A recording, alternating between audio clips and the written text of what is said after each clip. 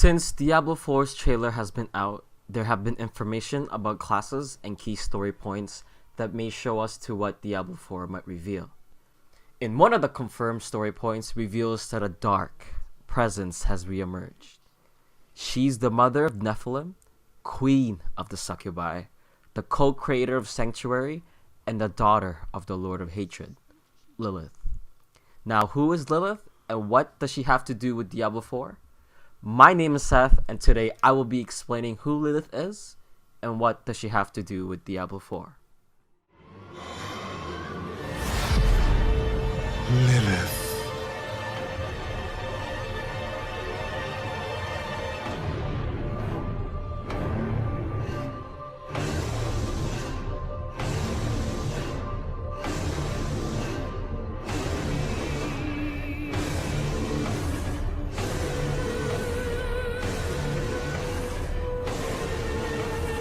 Blessed Mother, save us.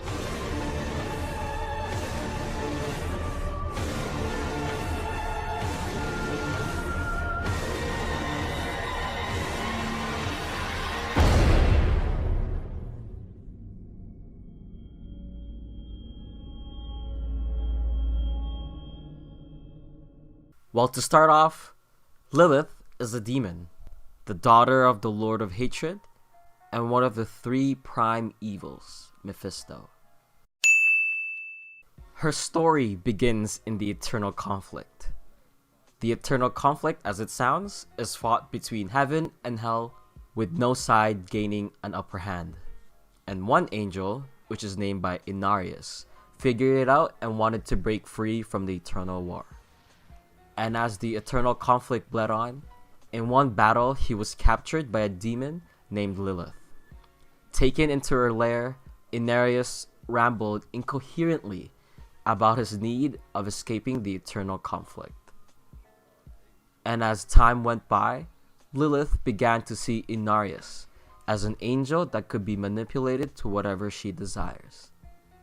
As she had grown accustomed to Inarius was infatuated with Lilith and began to explain that they had to steal the World Stone in order to create a new world. Eventually, the pair assembled like-minded followers and began to plot on stealing the World Stone from the Pandemonium Fortress, which then led to the creation of Sanctuary. Peace blanketed Sanctuary for some time, and Lilith gave birth to a new being called Nephilim.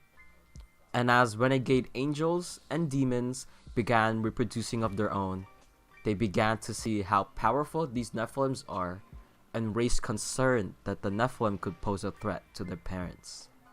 And this is where Inarius saw that peace will soon be over. In an ancient text, Lilith was driven into a mad frenzy at the prospect of her children's extinction. She saw them as the future, as the means of ending the eternal conflict once and for all. She then morphed into a new, horrific form and began to slaughter her fellow renegades, both demon and angels alike. One by one, they fall down beneath Lilith, and Inarius discovered the carnage that she had brought. Wanting to stop this, Inarius finds himself unable to kill her, as he had promised that he would never strike her down or let another do it. As the promise was held true, instead, he banishes her into the void. Now that he is left alone, with no one but himself and the race of Nephilims that he thought were an abomination. Inarius sought to reduce the power of the Nephilim at any cost.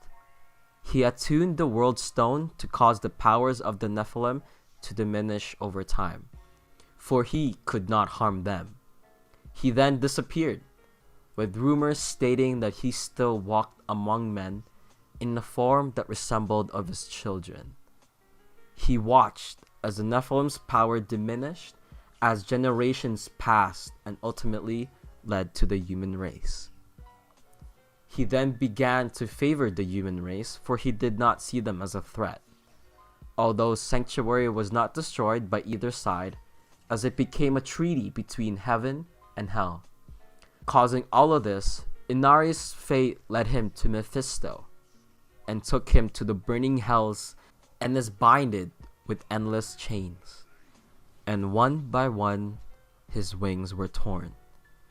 Now, Inarius has been said that he is trapped in hell within the chamber of mirrors. His eyelids were torn off of his face and was forced to look at his form for all eternity. Even now, Inarius was still neglected of his own death and is actually in the trailer itself.